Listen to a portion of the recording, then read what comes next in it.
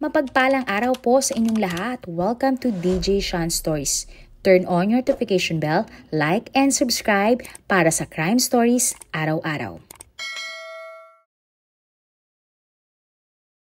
Ang kwento natin ngayon ay nangyari sa Negros Oriental.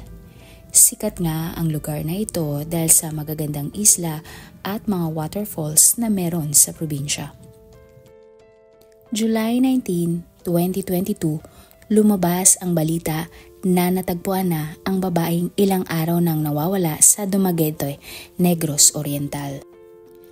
Ang labi nga ng babae ay nakitang nakabaon sa lupa na kanyang mismong pagmamay-ari. Ang babae ay kinilalang si Maribel Bella Glazer, 32 years old, na nakatira sa Santo Rosario Heights, Dumaguete City.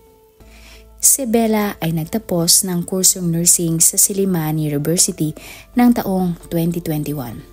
At ng November 2021, formal ngang naging nurse si Bella matapos siyang makapasa sa licensure exam. Nagtrabaho si Bella bilang staff nurse sa isang ospital sa Dumaguete. Si Bella ay mahilig sa mga physical activities.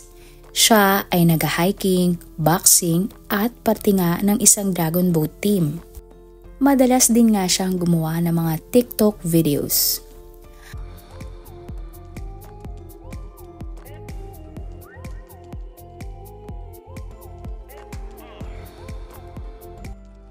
Ang asawa ni Bella ay isang Amerikano na si Daniel Lawrence Glazer, 55 years old. Sila ay mayroong dalawang mga anak. Hindi naman na nasabi pa sa mga balita kung paano nagkakilala sina Bella at Daniel.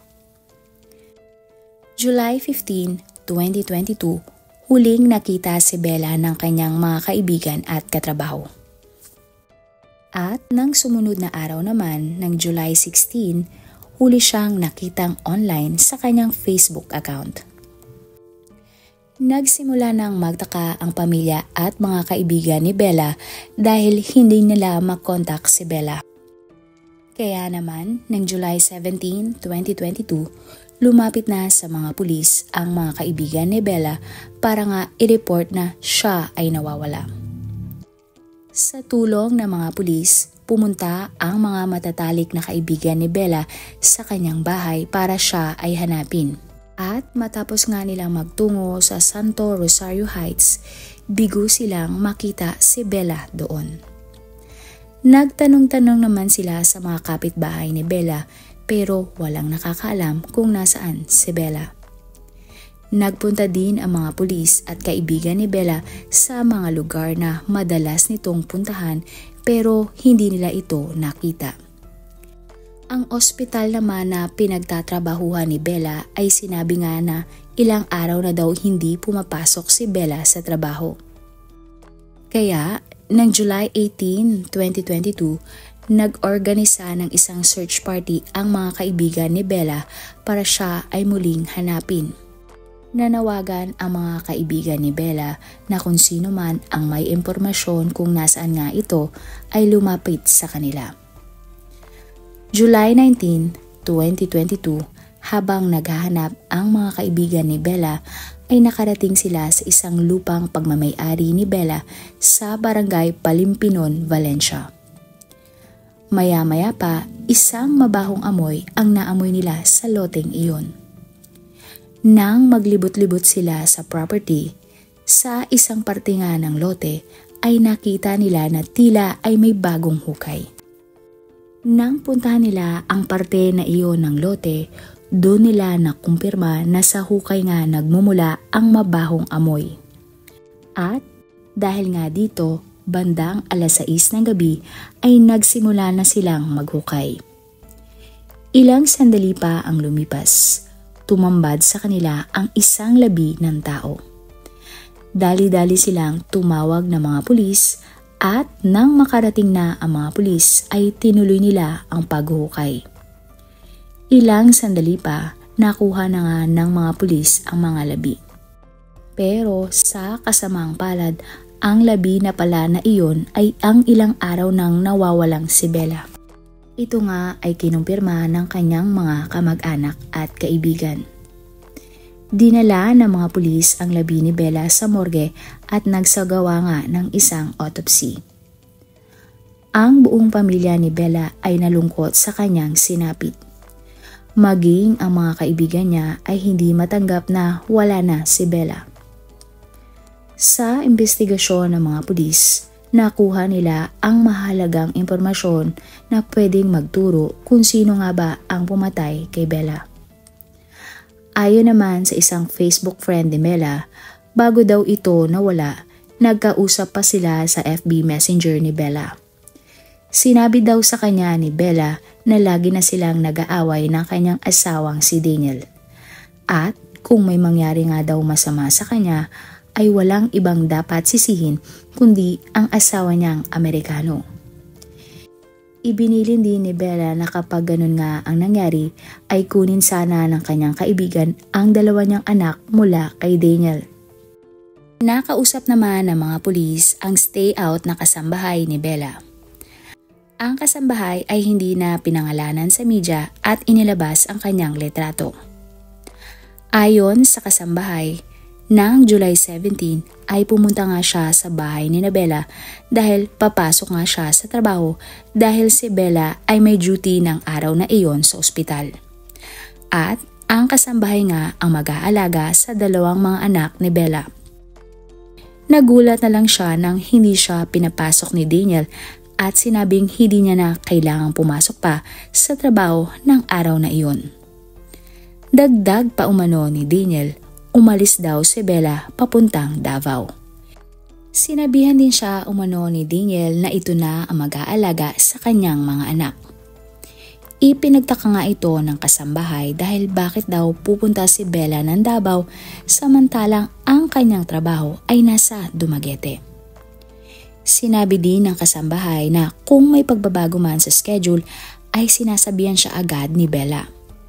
Sinubukan niya ngang tawagan at i-chat si Bella ng araw na iyon pero hindi na ito sumasagot. May lumutan din na isang witness kung saan nakita niya ang isang lalaki at isang babae na may binubuhat papasok sa lote ni Bella. Sa pagtatanong naman ng mga pulis sa mga kamag-anak ni Bella, napag-alaman nila na matagal na palang may away ang mag-asawa dahil sa pangbababae umano ni Daniel. Dagdag pa nila, may bago na daw kasi itong karelasyon. At ayon nga sa mga balita, ang babae ay si Charina Chan. At dahil nga sa mga nakalap na impormasyon na ito, itinuring ng mga pulis na person of interest ang asawa ni Bella na si Daniel at ang umanong babae nito na si Charina. Sinabi naman ng mga pulis na tinitingnan nilang anggulo sa krimen ay ang love triangle nga sa pagitan ni Bella, Daniel at Charina.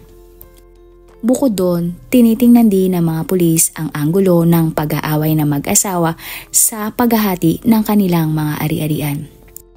July 20, 2022, sumuko ng personal si Daniel sa NBI tungkol sa pagkamatay ng kanyang asawa.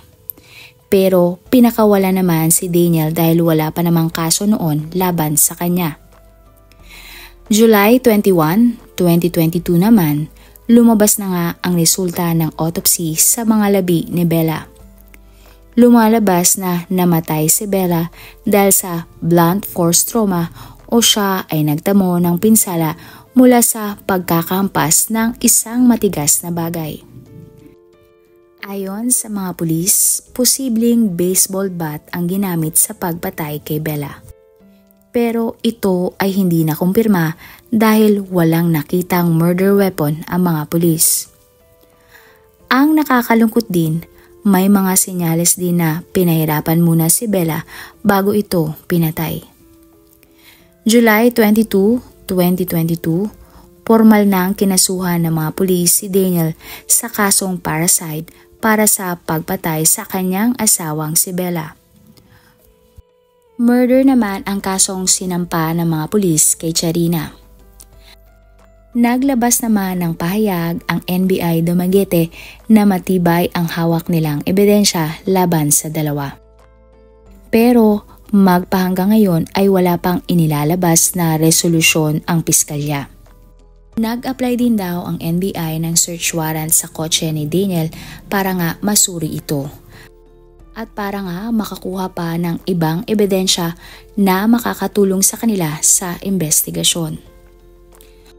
Wala namang naging pahayag sina Daniel at Charina hinggil sa kasong isinampa sa kanila. Ang kampo naman ni Daniel ay nanghingi nga ng preliminary investigation at nabigyan naman sila ng 10 araw. Ang 2 anak naman ni Bella ay nasa pangangalaga ng kanyang kapatid na babae. July 23, 2022, ibinurol ang mga labi ni Bella at kalaunan nga ay i-criminate ang kanyang mga labi.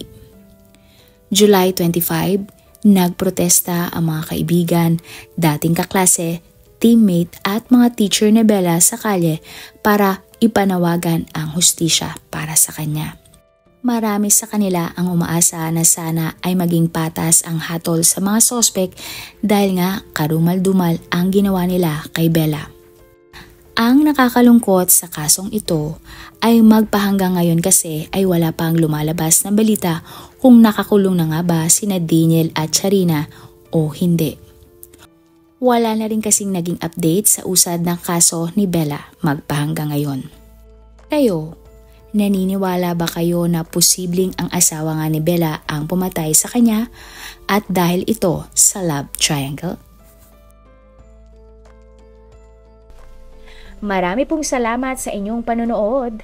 Huwag kalimutang i-follow at mag-subscribe sa iba pa nating YouTube channel katulad ng Manila Boy Wonder Philippines at Tagalog Facts at Mysteries by DJ Sean.